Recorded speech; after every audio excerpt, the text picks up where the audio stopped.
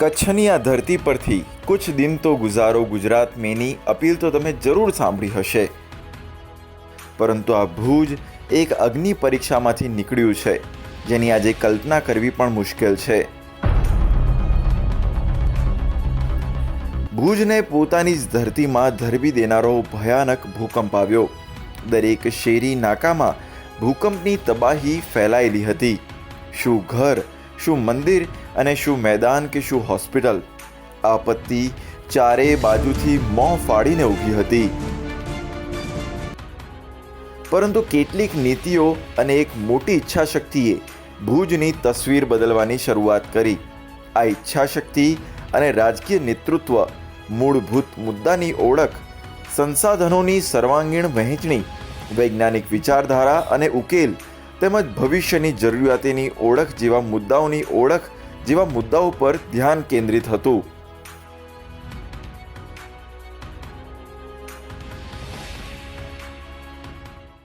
सारी इमारतें जमीन दोस्त हो चुकी थी। जो हालत थी उसे देखकर लोग कहते थे कि अब कच्छ हमेशा हमेशा के लिए बर्बाद हो गया। इस भूकंप के कुछ महीने बाद मुझे गुजरात का मुख्यमंत्री के रूप में दायित्व निभाने की जिम्मेवारी आ गई। चारों तरफ गूंज यही थी कि अब तो गुजरात गया, अब तो गुजरात बर्बाद हो गया, अब कच्छ बर्बाद, यही सुन रहा था। हमने एक नई अप्रोच के साथ काम किया, एक नई रणनीति के साथ आगे बढ़े। हमने सिर्फ इमारतें ही फिर से नहीं बनाई, बल्कि प्रण लिया कि कच्छ को विकास की नई ऊंचाई पर पहुंचाएंगे। तब वहां न उतनी सड़कें थी, न बिजली व्यवस्था ठीक थी, न ही पानी आसानी से नहीं मिलता था। हमने हर व्यवस्था सुधारी। हम सैकड़ों किलोमीटर लंबी नहरें बनाकर कच्छ तक पानी लेकर गए, पाइपलाइन से पानी ले गए। कच्छ की हालत ऐसी थी कि वहां टूरिज्म के बारे में कोई सोच भी नहीं सकता था। आपत्तियों समयनी वास्तविकता होय छे, परंतु तेनी सामे लड़वानी दृष्टि सतत तैयारीओनी मांग करे छे। जो एम कहीए कि भूकंपे भुजमां परिवर्तननी प्रक्रियाने 20 वर्ष आगळ लावी दीधुं तो तेमां कंई ज खोटुं नहीं होय। तेना पोताना पण कारणों छे।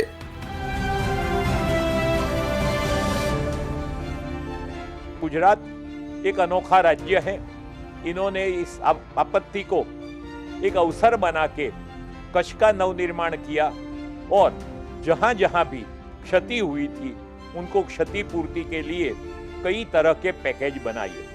जो लोगों का जान गंवा चुके थे उनके लिए हम निसहाय थे, किंतु जो भी प्रवृत्तियां रुकी थी, जो मिलकतें नष्ट हुई थी, उनका पुनर्निर्माण का काम गुजरात ने जिस तेजी से करीबन 2-3 साल की अवधि में किया, पूरे नए नगर बसाए, ये कार्य आज भी अंतर्राष्ट्रीय क्षेत्र में एक उदाहरण रूप गिना जाता है। 2001 के भूकंप के बाद यूँ समझो कि पहले ऐसा लग रहा था कि भूकंप ने सब विनाश कर दिया, लेकिन हकीकत में उसके बाद जो डेवलपिंग हुआ है, यहाँ का एजुकेशन कल्चर, वो फिजिकल हो या प्रैक्टिकल हो, सभी तरह से इसमें पूरा पॉजिटिव बदलाव आया है।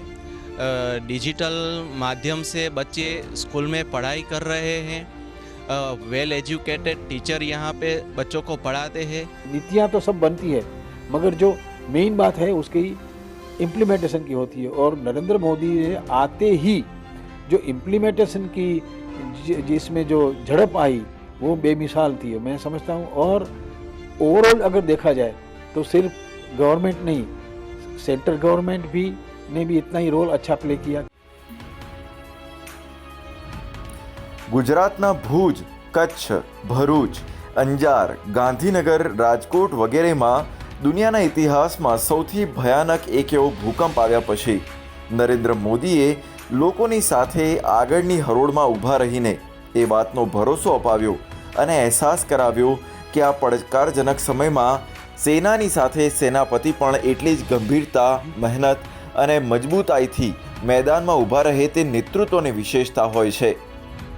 ત્યારે ગુજરાતના મુખ્યમંત્રી તરીકે આરૂઢ નરેન્દ્ર મોદીએ આપત્તિ વ્યવસ્થાપનના આયામોનો એક પ્રકારે રાજ્યમાં પાયો નાખ્યો હતો અને તે પછી રાષ્ટ્રીય સ્તરે આપત્તિ સામે લડવાનો અને જીતવાનો માર્ગ મોકળો કર્યો.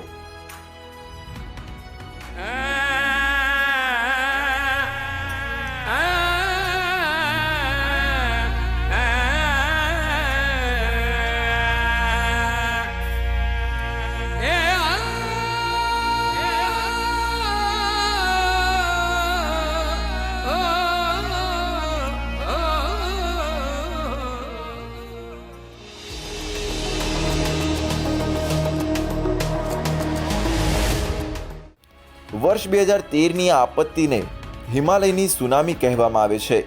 પ્રકૃતિનું રૌદ્ર સ્વરૂપ તેની ચરમસીમાએ પહોંચી ગયું હતું.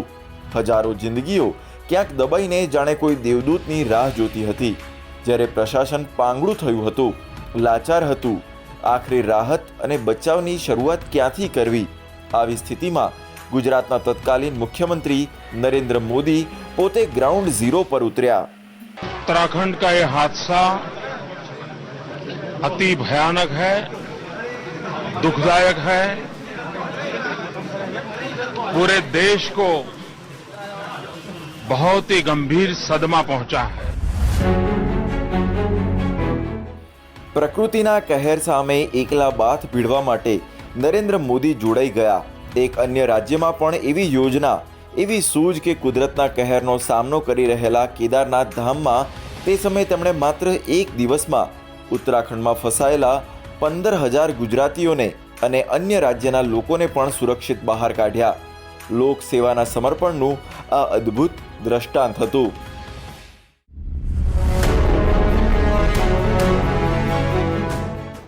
બાબા કેદારનાથનું મંદિર ભક્તો પાસેથી પુનઃનિર્માણની માંગ કરી રહ્યું હતું. આવી સ્થિતિમાં પણ નરેન્દ્ર મોદી સૌથી આગળ ઊભા રહ્યા. ક્ષતિગ્રસ્ત કેદારનાથ મંદિરના પુનઃનિર્માણનો પ્રસ્તાવ ત્યારે પણ નરેન્દ્ર મોદીએ જ મૂક્યો હતો. પરંતુ 2014 પછી એ સમય પણ આવ્યો જ્યારે બાબા કેદારનાથનું મંદિર નવા સ્વરૂપમાં ભક્તો સામે આવ્યું. તેનો શ્રેય પણ પ્રધાનમંત્રી મોદીજીને જ જાય છે.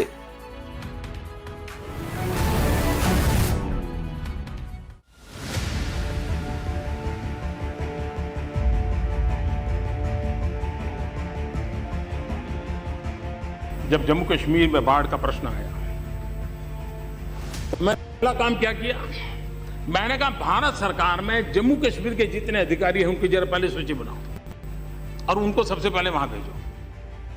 होम सेक्रेटरी उस समय के थे जो पुराने कश्मीर कैडर के थे, उनको मैंने भेज दिया, हफ्ते भर वहां पर रखा. क्यों? भारत सरकार का दायित्व बनता है कि सिर्फ इतना चेक दिया उतना दे दिया ऐसे बात बनती नहीं है. हमने पूरी ताकत से उसके साथ कंधे से कंधा मिला खड़ा होना पड़ता है.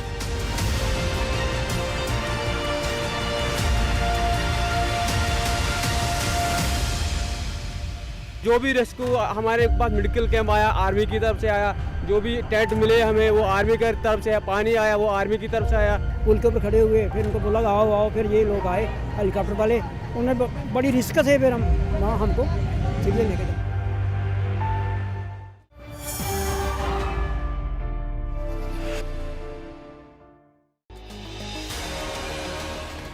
દેશના પશ્ચિમી સમુદ્ર કાંઠે તાઉતે મોટો કહેર બનીને ત્રાટક્યું.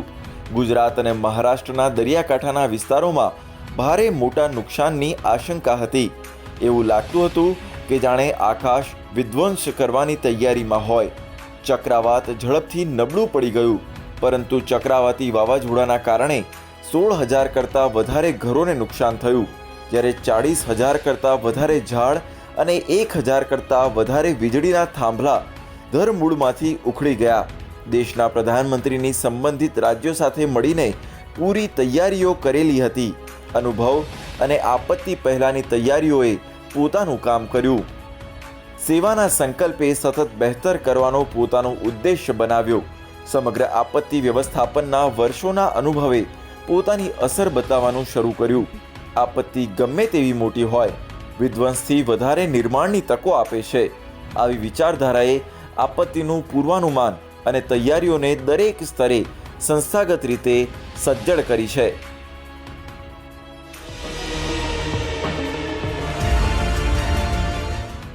ગુજરાત પછી હવે ભારત પણ પ્રધાનમંત્રી નરેન્દ્ર મોદીના નેતૃત્વમાં આપત્તિ વ્યવસ્થાપન માટે સફળતાની એક ચમકતી તસવીર બની ચૂક્યું હતું, એક આદર્શ મોડલ। પરંતુ એવું શું થયું જેણે છેલ્લા 7 વર્ષમાં આ પરિવર્તનને હકીકત બનાવી દીધું? कभी कभार प्राकृतिक आपदाएं हम लोगों के बहुत बड़ी चुनौती बन जाती है। मैं देशवासियों को विश्वास दिलाता हूं कि ऐसे संकट के समय पूर्ण संवेदनशीलता के साथ जन सामान्य की सुखाकारी के लिए, सुरक्षा के लिए कुछ भी करने में हम कमी नहीं रहने देंगे।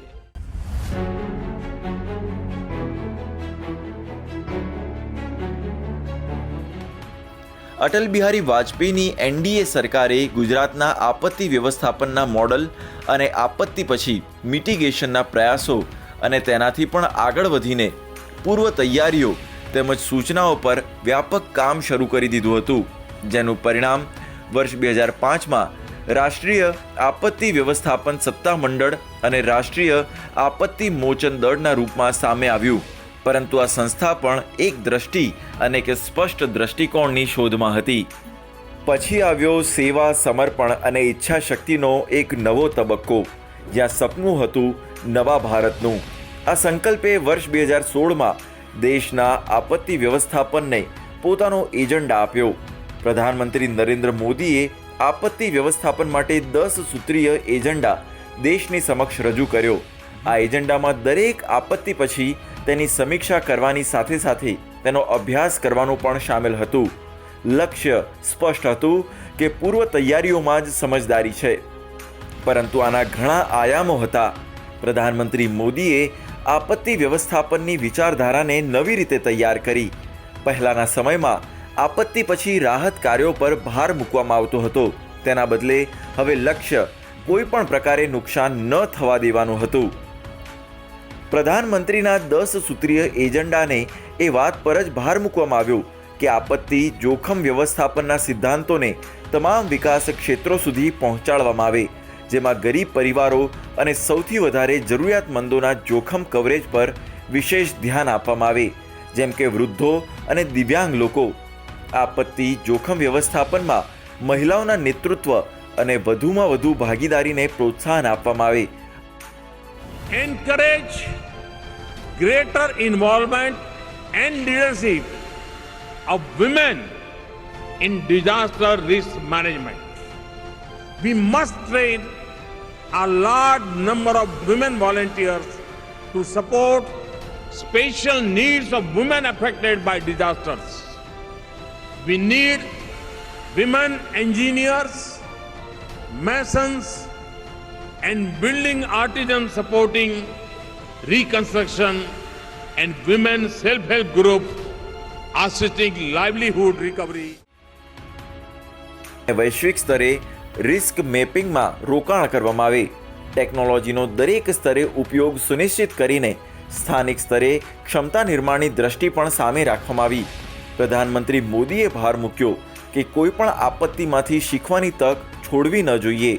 પરિસ્થિતિ બદલાઈ, જ્યાં એક તરફ યાદ કરીએ કે કંડલાના દરિયાકાંઠે આવેલા ચક્રાવાતથી લગભગ 10,000 લોકો કાળનો કોળિયો થઈ ગયા હતા, તેની સામે હવે નવી નીતિમાં લોકોને સુનિશ્ચિત કરવામાં આવી છે। All development sector must imbibe the principles of disaster risk management. This will ensure that all development projects, airports, roads, canals, hospitals, bridges are built to appropriate standards and contribute to the resilience of communities they seek to serve. The best available standards of disaster safety, this is a smart strategy which pays off in the long term.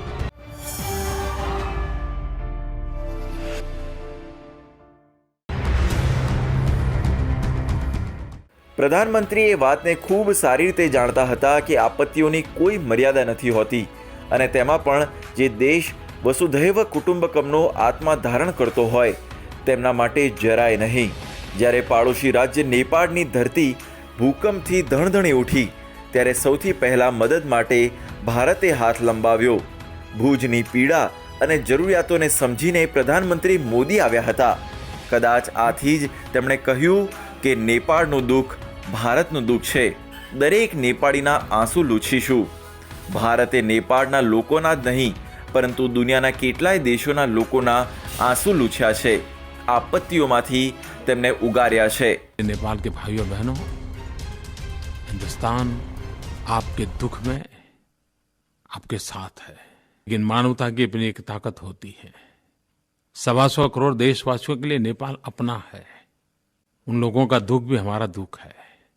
Bharat पूरी कोशिश करेगा इस आपदा के समय हर नेपाली के आंसू भी पहुंचेंगे, उनका हाथ भी पकड़ेंगे.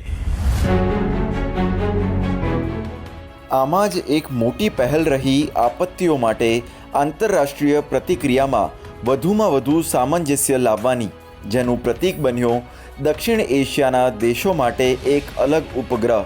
પ્રધાનમંત્રી મોદીના નેતૃત્વમાં ટૂંક સમયમાં જ તે હકીકતમાં બદલાઈ ગયો.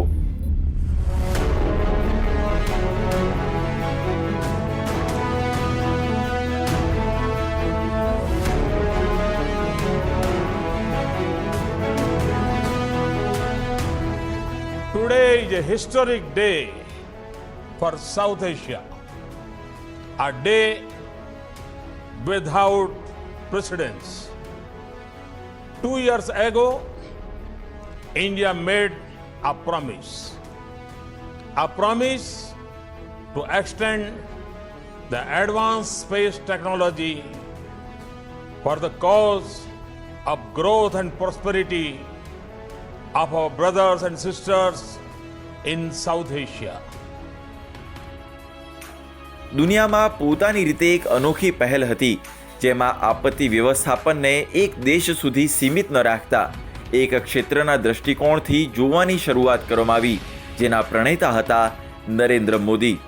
450 કરોડ રૂપિયાના ખર્ચે તૈયાર કરાયેલો સાર્ક ઉપગ્રહ દક્ષિણ એશિયન દેશો વચ્ચે ભૂકંપ, ચક્રાવાતો, પૂર, સુનામી જેવી આપત્તિઓના સમયે ઉપયોગી સંવાદ માટે લિંક સ્થાપિત કરવામાં મદદ કરી રહ્યો છે. हमें प्राकृतिक आपदाओं और नॉन स्टेट एक्टर्स इनके द्वारा पैदा किए गए मैरीटाइम थ्रेट्स का मिलकर सामना करना चाहिए. इस विषय पर क्षेत्रीय सहयोग बढ़ाने के लिए भारत ने कई कदम लिए.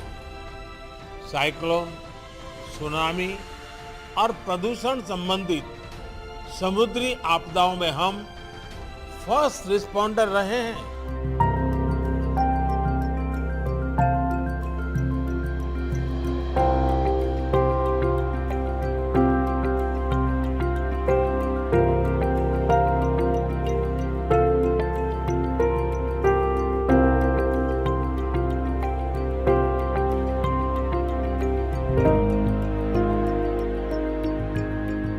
केंद्र राज्य सरकार की टीमें और यहाँ की डिस्ट्रिक्ट मशीनरी, यहाँ की ग्रास रूट लेवल की मशीनरी, सबने इतने कोऑर्डिनेशन से काम किया. दूसरा, मैं आज देशवासियों को भी कहना चाहूँगा कि जिस प्रकार से उड़ीसा के नागरिकों ने और हमारे मछुआरे भाइयों बहनों ने सरकार की सभी सूचनाओं का पूरा पालन किया, वरना होता क्या है, हम कहेंगे मुसीबत आएगी घर खाली करो, कोई खाली नहीं करता. इस बार उड़ीसा के नागरिकों ने बहुत ही अच्छा काम किया, वो अभिनंदन के पात्र है.